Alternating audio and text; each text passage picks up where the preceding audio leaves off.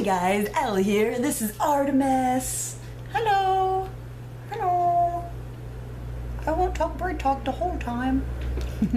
Can I just say before we get started that the response to my channel so far, it's only been like a little over a week, has been just so overwhelming. It's been amazing. Thank you, everybody. Lots more to come, but yeah, it's been really fun so far. Today I wanted to talk a little bit about the Mariel Tarot, one of my favorite tarot decks, and all of a sudden lately all over YouTube, all over the internet, I see people really starting to get into this deck and realizing how amazing it is. I think there's also been some realizing that it is not your typical tarot deck also. Since it's something that I have been working with for a little while now, I thought maybe I could help out a little bit. So first off, the Mariel Tarot, it is not a Rider-Waite-Smith deck. It's not a Thoth deck. I've seen a lot of people sort of thinking it's a Thoth deck, and it has a sprinkling of Thoth, a little bit of Rider-Waite-Smith, maybe too, but what the Mariel Tarot is a Marseille tarot deck. 100%. If you ask Marie White, she would tell you it's a Marseille style deck. And that's not to say that it has illustrated pips or anything like that. That's not what we're talking about. It's an illustrated Marseille deck. So I think what's happening is people are drawn in, just sucked in by the beautiful, beautiful imagery, as that's the same thing that happened to me too. It's amazing artwork.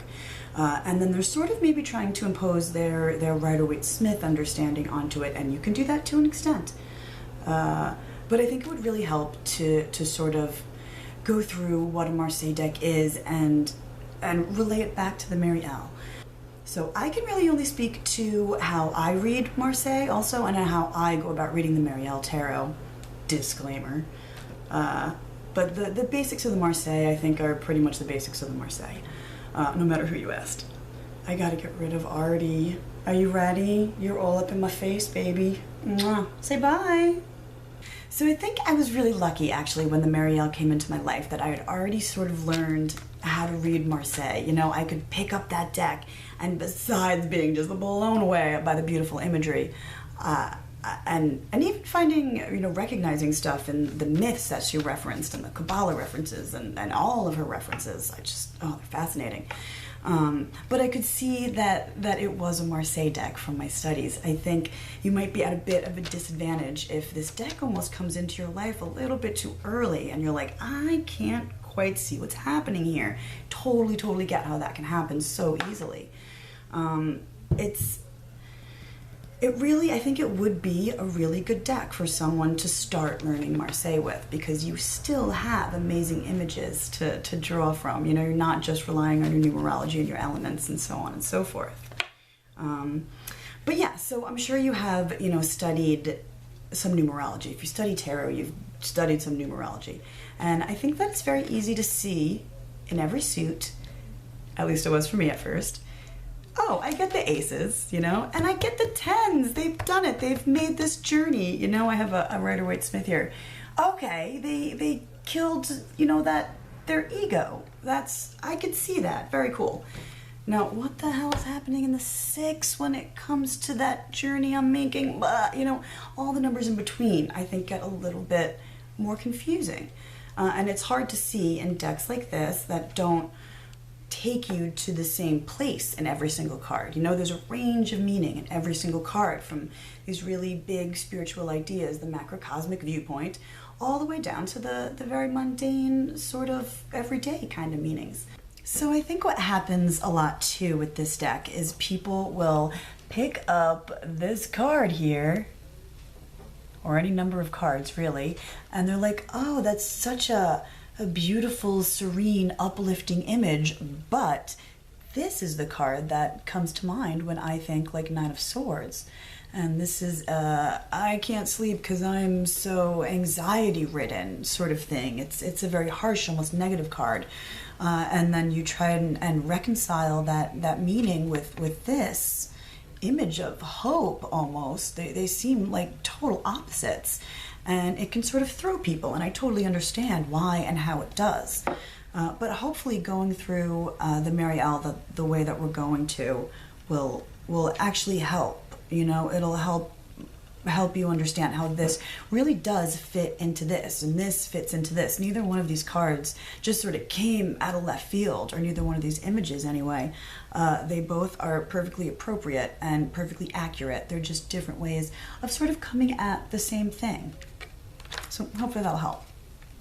Okay, so real quick, the structure of the Marseille deck is the pretty much the same as any other tarot deck, but the way you tend to read a Marseille deck, and certainly the way that it looks like Marie White has intended us to read her deck, is from a little bit more of a macrocosmic sort of viewpoint, a little bit more towards the spiritual side of things. So, you know, I'm not really going to cover the major arcana. We all know that. It's very similar in this deck. What I want to focus on is the minor arcana. So a basic tarot structure, right? You have your 4 suits that correspond to the 4 elements, which in turn correspond to different dimensions of your consciousness, of yourself. So you have your wands, which correspond to your energetic body. They have to do with building the energy, building your passion, building your creativity, and raising your kundalini energy. Then you have your swords corresponding to air that are associated with your intellect, your ego, if you will. And we're sort of doing the opposite that we're doing in the wands, in the swords, where in the wands we're building, raising our energy. In the swords, we're almost sort of destroying the ego, you know? We're learning to control our thoughts and our brains, our crazy brains. And then it goes on to the cups with your emotional life and your subconscious and your intuition. And then finally in your discs in this deck, that corresponds to earth, and you have it's sort of cumulative almost. It's putting everything else into action in this world and how you live your life here. This life. So that's not to say that there aren't a lot more associations that go into all of those things. You know, your swords could have to do with how you communicate with other people. Your cups can have a lot to do with your family life and your relationships. Of course, all those things are 100% true, even in a Marseille deck. But what we're going to focus on here are the things I just said, like the big picture kind of stuff. Yeah, and the themes that we're going to go through, the numerology here, the 1 through 10, are absolutely 100% universal themes. You will see them play out in the big picture. You will see them play out in the microcosm of our mundane lives, of our love lives and our work life, all that. It's really, you go through the same exact process, as above, so below, right guys? Okay, so we understand now what is going on in our 4 suits. You know, sort of the processes that are happening there. By the way, I am totally going to actually only focus on 2 of the suits here. The swords and the wands, the masculine suits, the more active suits. And that is only because this is how I learned it too, but it's much easier to see the 2 processes that are taking place, I think, when we go through. You'll see the discs and the cups are a little bit more on the subtle side as far as seeing the journey that's taking place through the numbers there. So we can come back to those at another point. I want to sort of move through fairly quickly and give you guys the gist of what's going on here. All right, let's get things started with the aces, the number 1. And this is your source, your starting point. A seed, as it's often referred to. You know, it contains the potential of the entire suit in that one card. Real quick, I do have 2 Marseille aces here real quick, just to show you guys. This is the only ones I'm going to show you from another deck, really.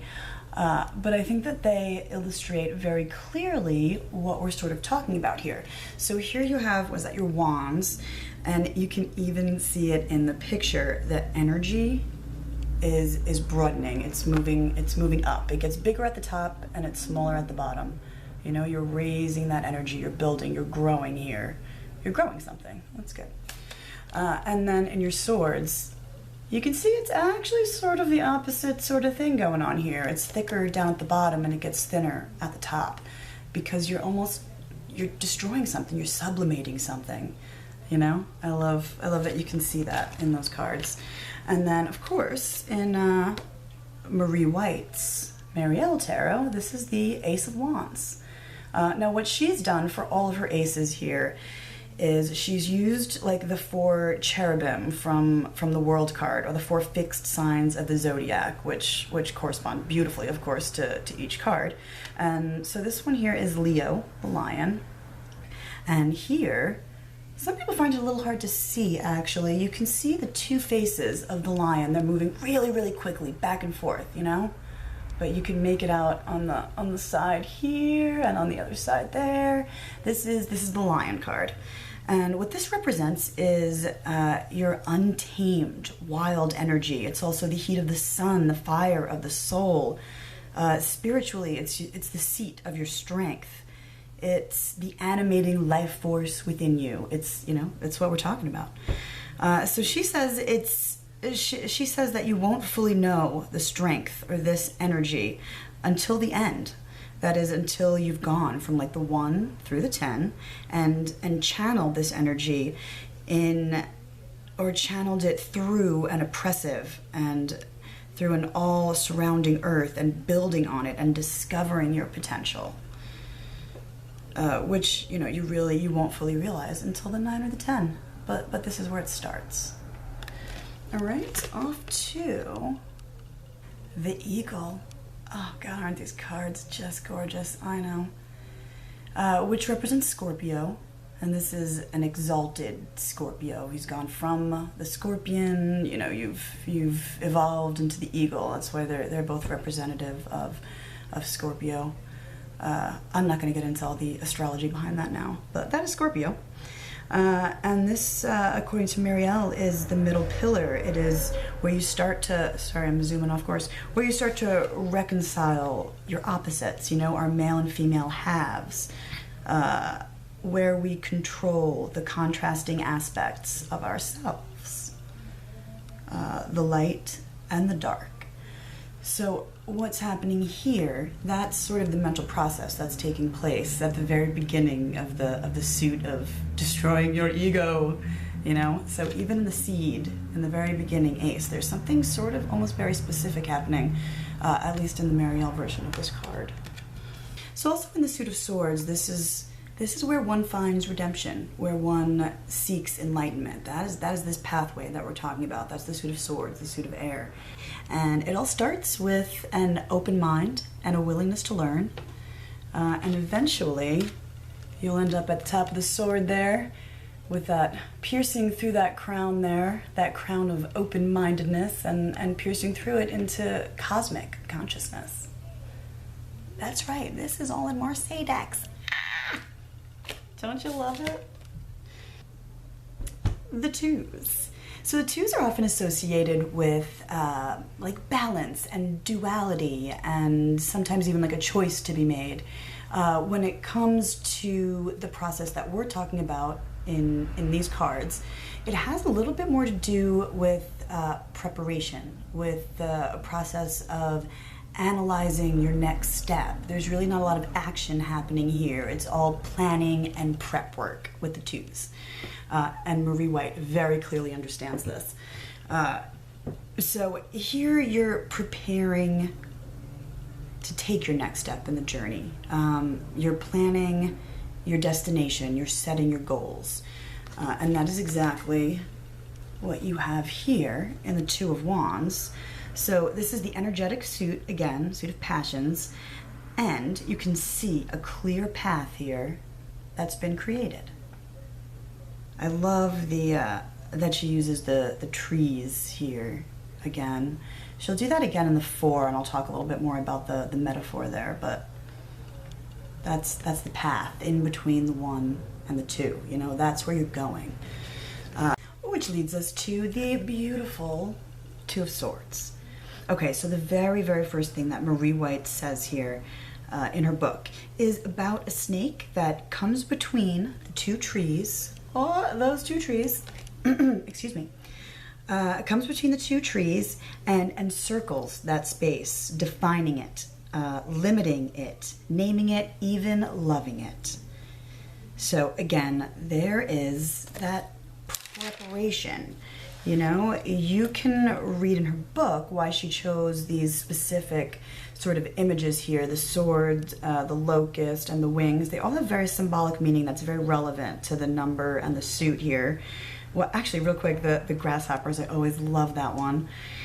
You know, the grasshoppers, I think, are supposed to be very much like your thoughts, where they can be very harmless, right? But if they can also multiply in doubt and in fear, and then become a plague of locusts. Ah, been there. Plague of locust thoughts. Abso-fucking-lutely.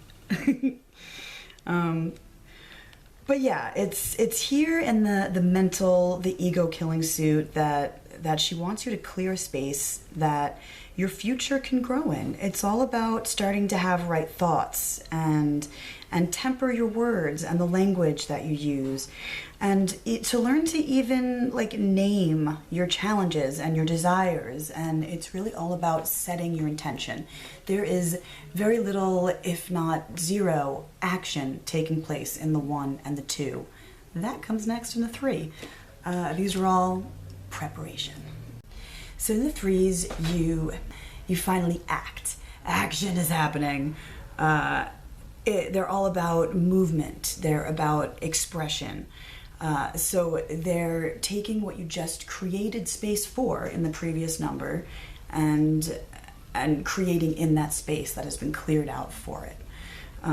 You see this obviously like when you talk about people and their relationships. One person, a husband and a wife, begets a third, you get a child, you get a new life, you've created something. Excuse me.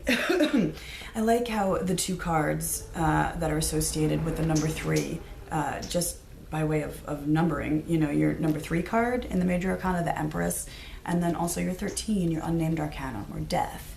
And I think that's really cool to mention here, only because in the Empress card, of course, you're creating, like you are in the Wands, and then in number 13, in the Death card, you're destroying, as you are, you know, with your personality, your ego, your mental pursuits here. You know, we're trying to kill that ego, death.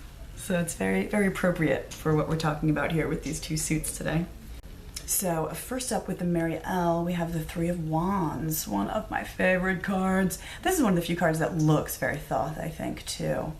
But anyway, here in this card, you can actually see, you see that snake going up, looking into the eye there. You actually see a representation of like Kundalini energy. Here, he is just starting his journey, though. He's looking up at where he has to go and where he wants to go. He's reaching for answers to the great mysteries. There's a desire to invade the world, to take action in the world. And it's just, oh, glorious. So remember that we're moving, right? We're moving in opposite directions here again. So here's the next one. Go in the opposite direction with this one. That one we were sort of working on creating, and here we're working on almost destroying. But this card is about starting to conquer yourself, and it can be painful. I love this representation of the 3 of Swords. I think this happens to be a lot of people's favorite card. It's very, very beautiful and very recognizable too. You know, the 3 swords almost stabbing, even though it's very different here, it's still recognizable as that. But yeah, so suffering can be involved. Here you know that you are in a prison of flesh, basically, and you know that you want to break free. We're starting to learn that here at this number and in this suit. Mental confusion and getting lost is often associated with this card. I think that's sort of why our suit of swords gets such a bad rap, you know? It's often depicted so negatively in cards. That's one of the things that I love about this deck, is that she understands the importance of the process that is taking place here and how beautiful it really can be. But of course it can be painful. You know, if you are very attached to your ego, it hurts almost to start to put that away. It can be an uncomfortable process, but one that we all must face eventually. All right, on to the 4s. I know you guys have all heard this before, especially with the 4s, right? With all the table and chair references. How stable is a 3-legged chair? How stable is a 4? Just kidding. I love those references. I think they're really good for learning, you know? And I remember it. You will always remember that. But anyway, the 4s are all about stability. They are stability and order. Let's include order there. You know, you have a solid foundation that has been built for yourself here at the Four. And it's also very much about affecting the rest of the world from where you are, from that stable point, from that stable vantage point that you are at on your journey at the Four. You know, you're there and you affect the world from there. So the Four of Wands here in the Mariel card. Oh, here's that tree again. She had the 2 trees before and the 2 also, and I just absolutely adore the metaphor of the tree, especially the burning tree. But yeah, here you've taken your energy, because that's what we're talking about with the wands, your energy, and you've grounded it. You've rooted it. You've taken your passion, your love, your creativity, and you've changed your life, and you've changed the world with it. You know, her keywords, some of her keywords here are ground your creative energy into physical transformation. Oh my God, so good. And then into the swords here. That's what that guy looks like. Here your intelligence becomes capable of organizing material life. The Four, like I said, it's that platform that you have to be on in order to invite new experiences, in order to grow. In all the 4 suits, in order to change ourselves, this is the platform you stand on where new experiences come flying at you, as they will in the 5. But, you know, here in this card, I think it's a very interesting thing that she's done. I never would have thought of this. But here you see lightning striking 2 towers off in the distance back there. It's mostly clouds, which are just gorgeous. She talks about the clouds in her book. But, you know, this is God, the lightning, fertilizing the earth, or fertilizing the womb of the earth. So it's all about, like, discovering this ancient, immortal knowledge that already exists deep down inside of you. It was impregnated there a long time ago, you know, and here that knowledge starts to collide with your physicality, with your world, with your needs, to create that stability and that order that we're talking about, you know, here in the number 4. Yeah, you're using that knowledge, that recalled ancient knowledge. I think it's cool what she's done. You know, she's added a whole nother layer, another aspect to that journey that we're taking through the mental plane. All right, on to the fun 5. So the 5s are all about, as you well know, challenges, of course, crisis sometimes. Very often they're about temptation and the lessons that you learn through these challenges, and, you know, the adventure even, and the suffering and the learning and the growth that follows these challenges or these crises or these temptations, whatever you want to call them. So Marie White, in her 5 of Wands here, oh my God, I know I say oh my God every time I put up a card. I just still get breathless when I look at these cards. But she has chosen to use the symbol of the lion here again, which is just so appropriate. But it's a symbol for her and here of perseverance, of determination.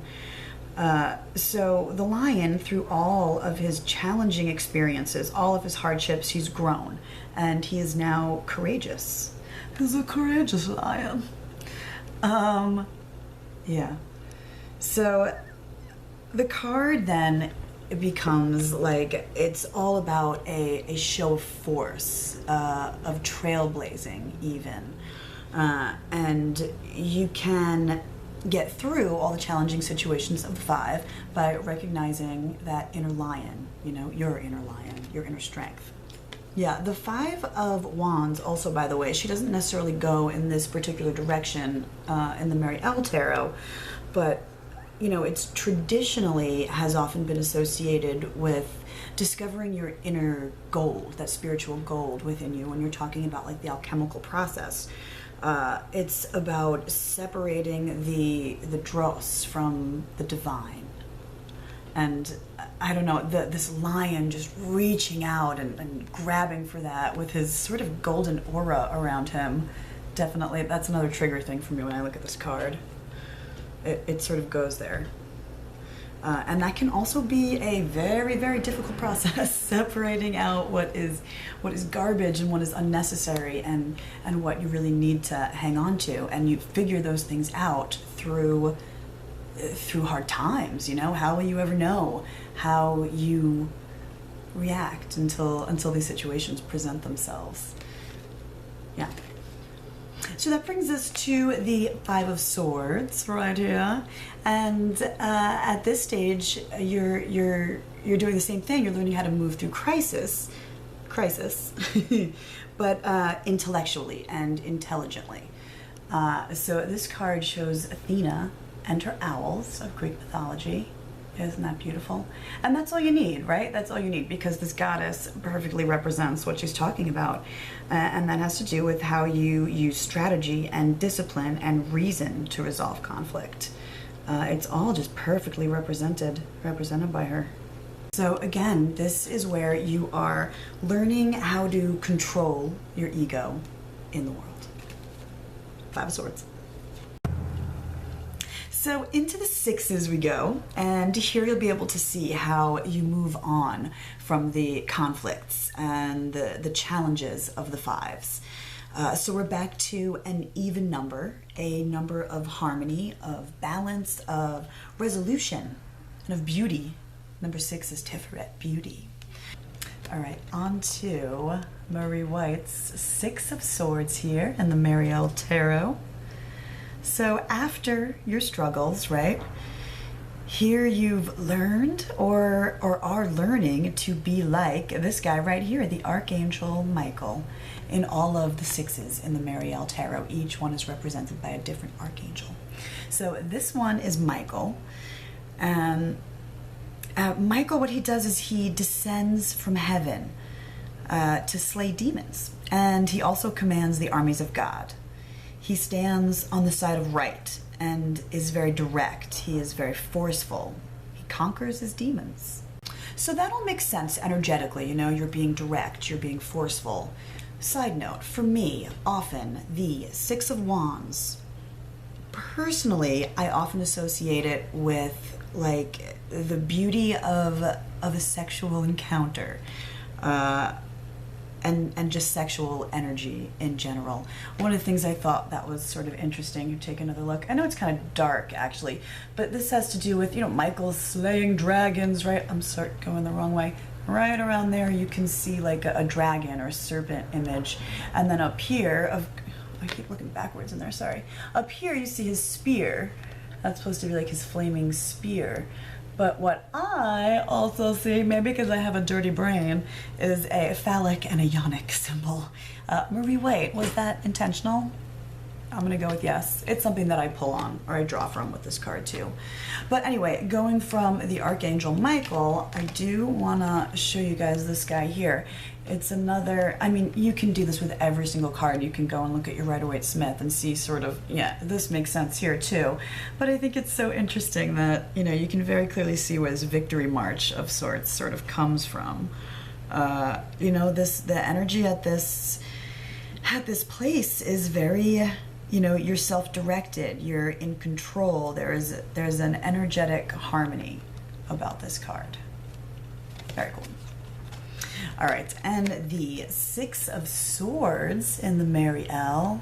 This is one of my all-time favorite cards in this deck. It's so beautiful. But this is the Archangel Raphael, also known as the Healer. So she also says in her book that this image was inspired by Hermes Trismegistus, which I think is very cool. You know, with his caduceus as a symbol of the perfected soul, with all its parts and all its aspects in harmony. And of course, here in the card too, you can see, you know, there's your child self, there's your animal self, your animal nature, and then your id also, she says, is represented there. So yeah, intellectually, or mentally, or whatever you want to call it, this is about pulling together all those disparate parts of yourself into harmony. Yeah, he is literally guiding all these different parts of the self under his control. It's a very healing card, a very healing message. Beautiful. Actually, real quick, I have this card sitting right here too. This is the Six of Swords. I showed you the Six of Wands. Might not do the Six of Swords too.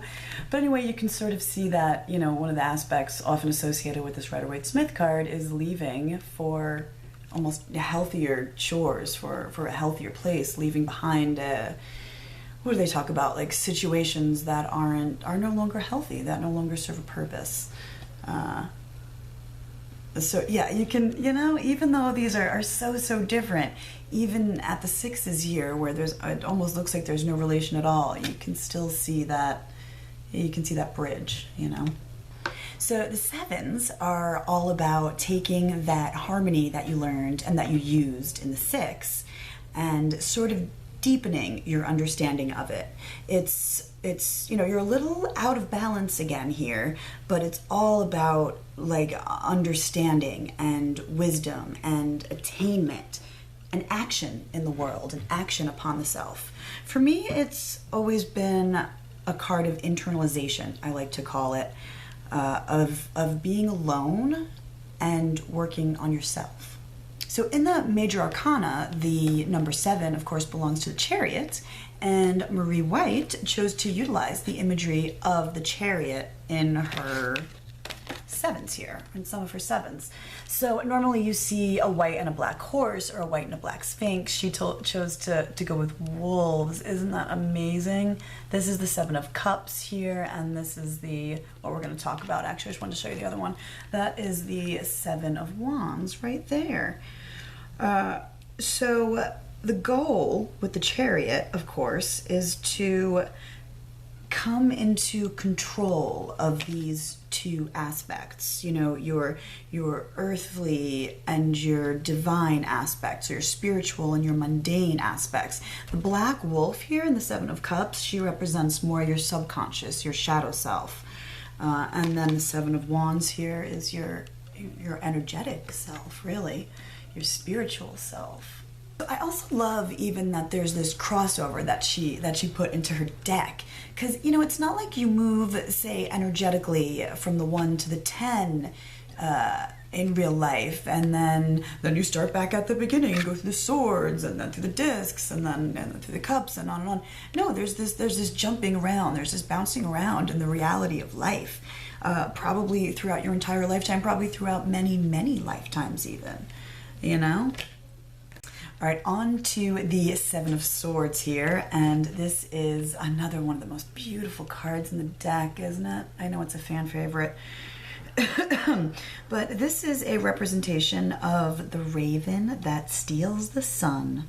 Now, Marie White has the whole story in her book, but basically it's akin to like the story of Prometheus stealing fire from the gods. So what's happening here at the 7 in the sword suit is that you are taking reason and the ability to transcend your physical needs and society's norms, and find your true purpose, you know, aka to discover your own free will. So here you're learning to direct your own life, and to actually even become what you were truly meant to be. I think it's cool. I have another one of those, you know, Rider-Waite cards right here. I think it's interesting that she even used a reference to a thief, but, you know, one of the things that goes along with this cards to me was always doing whatever is necessary to facilitate what needs to be done, what you want to accomplish, doing whatever you have to do. And you could see where that sort of comes from here and how that meaning could still be very much applicable when you're doing that type of reading anyway with this card. And that brings us to the 8s. So they're all about perfection and progress and renewal and regeneration. So in the 8 of Wands, I feel like the number 8 here is expressing itself as a situation that has your full concentration, your full focus. It's like a fully focused, all-encompassing creative force or an energetic push. You know, there's no distractions here. This is boom, you know? That sort of a situation. Now, this represents or depicts the open robes of the magician. If you guys, I don't have it out right now, but the magician card in this deck, he's fully like almost cloaked and covered. And she describes in her book, you know, when those robes open, bam, it's like this crazy, beautiful fire monster thing. So good. But here you see the angel Metatron carrying you home in his fiery chariot of sorts. You know, you see all sorts of opposites blending in the card here too. You have, or uniting and blending in this card. You have the hands, you see there's two different hands down there. One is the hand of a human and one is an animal's paw. And you know, here she says that you bring your temporal body and your emotional one together, resulting in an expanding of consciousness. So this is where you become aware of how powerful you truly are and what your potential can really be. So really what's happening here is you have become the God. You have become what is carrying you. You're carrying yourself. And I think that realization that you can become a God or God, because it's in you, you are it, you are one and the same, is almost a very simple truth and a huge revelation at the same time.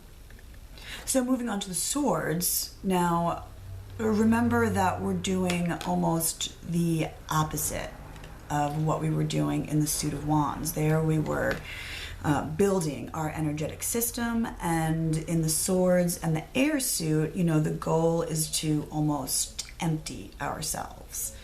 So to reach that empty perfection, there's a lot of training of the mind that needs to happen. It's a very long learning process. So this image that Marie White chose to use, I think, is a beautiful and brilliant metaphor for the Eight of Swords.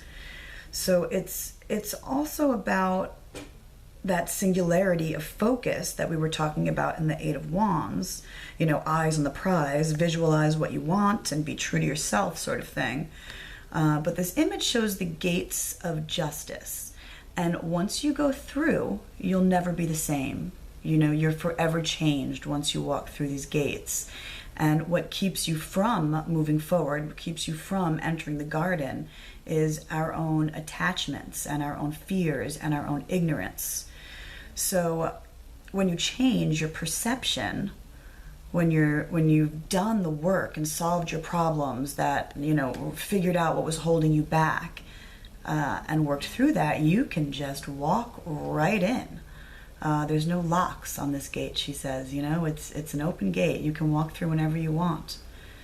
So there's very, very powerful steps sort of taking place here at the eights. It's a very cool number. So that brings us to the nines, and the nines are all about completion and achievement and attainment, and even about sometimes a change that will lead to the end of the cycle. It actually also it's also an interesting number numerologically. It is, of course, divisible by 3. So on one hand, it's an active number, and on the other hand, or at the same time, it's like a receptive number. So it's very interesting. I won't get into it too much more. But the 2 major arcana cards, interestingly, that are associated with the 9 are the Hermit and the Sun card. So you'll see this sort of play out when we talk about the 2 cards that we're going to talk about that are 9s. The Hermit is almost discovering himself, or showing you the way to learn about yourself.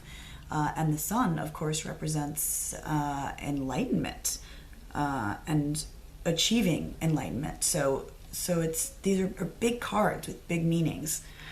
Marie White's 9 of Wands is here.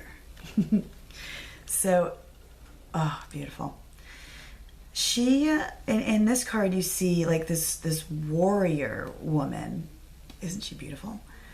Now what she's done is she has channeled her inner fire, her inner power, which is represented by that beautiful tiger roar growling at you there. But it's the culmination of the fire suit, of the wand suit. It's all about harnessing the power of your creativity, of your free will, as she puts it. It's the fire inside you that has been fully realized. It's your Kundalini energy awakened and fully active.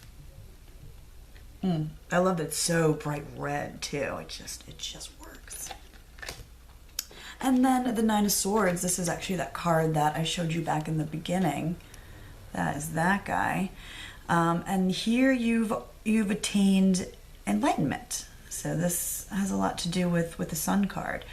But she calls it the highest, most exalted state of an intentional human being. I love that quote. But the card also shows, or what is shown here, is the Temple of Eternity. And this is where the soul goes in death, when it sheds its body and when it sheds all attachments. I guess, you know, if you can, the goal is to actually do this while you are in your body. Yeah, in this lifetime.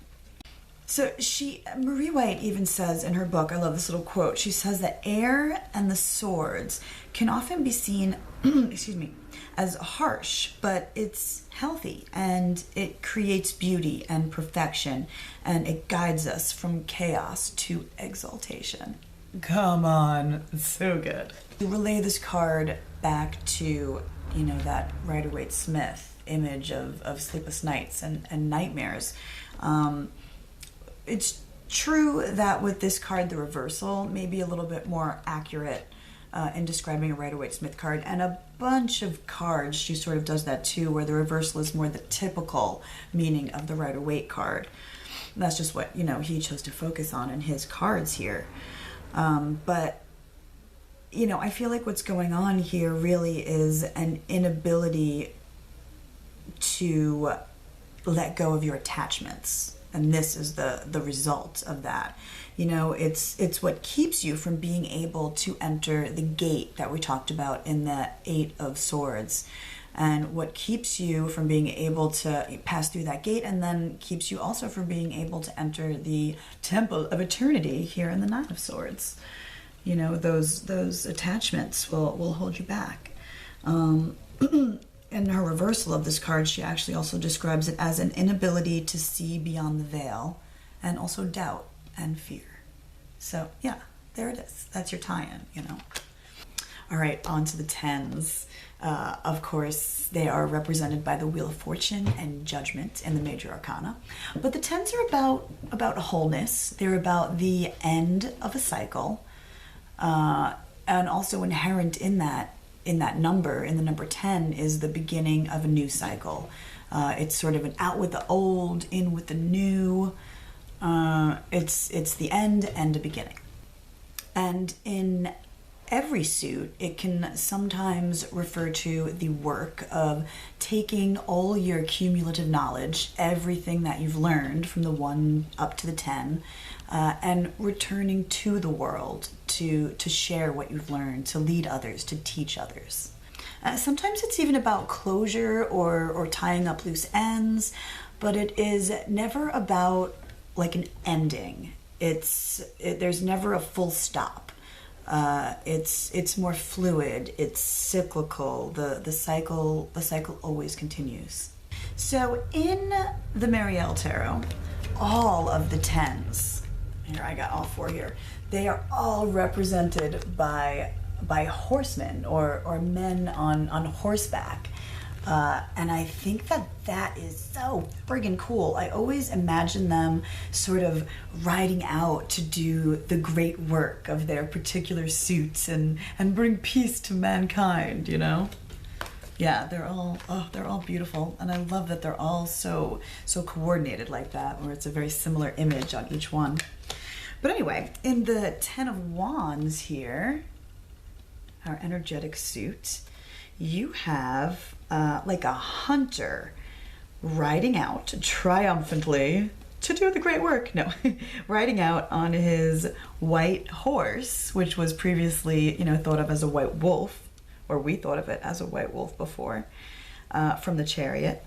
But here, you are the conquering hero, and a leader too, because now you can lead others and show them the way. It's a way that you just traveled, you awakened that Kundalini. So I also love that in the description of this card, she talks about the Wheel of Fortune a little bit, which is the other card associated with the 10. And she talks about how, you should stay in the center of the wheel with your courageous heart of the lion, like we talked about before, and stay away from the outside of the wheel and like let the ups and downs spin around you and not necessarily be a part of that. Very cool. And then on to the 10 of Swords. Here you truly see again the death of the ego. And that's, of course, what is represented in the Rider-Waite-Smith deck here as well. Dead ego in the road! Anyway, she talks about how the scythe that this dead birdman, horseman thing is carrying, and how it separates the gross from the sublime, removing from you that which binds you and sets you free. The ego is the eternal, limited by words, and the scythe is followed by silence. So you could here ride out and teach others how to control their egos in a way you're back to the Ace of Swords with this card. You're back to the beginning. You're a fresh soul again, at a different level though, maybe this time. So you've achieved your goals. You are fully realized energetically and fully realized mentally, Yeah.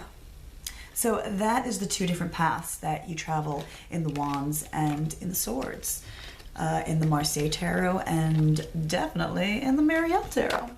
Side note, this is how I keep my Mariel Tarot. That's my pretty little goddess pendant, and these are, the extra beads that fell off one of my favorite malas, and I just couldn't get it back on, so I said, you can go live on my favorite tarot. But that's my baby. And this deck is my baby. I love. Let me know if this video, was any help at all. I love talking about this stuff. I think it's so fun. And yeah, thanks for watching, guys. Bye-bye.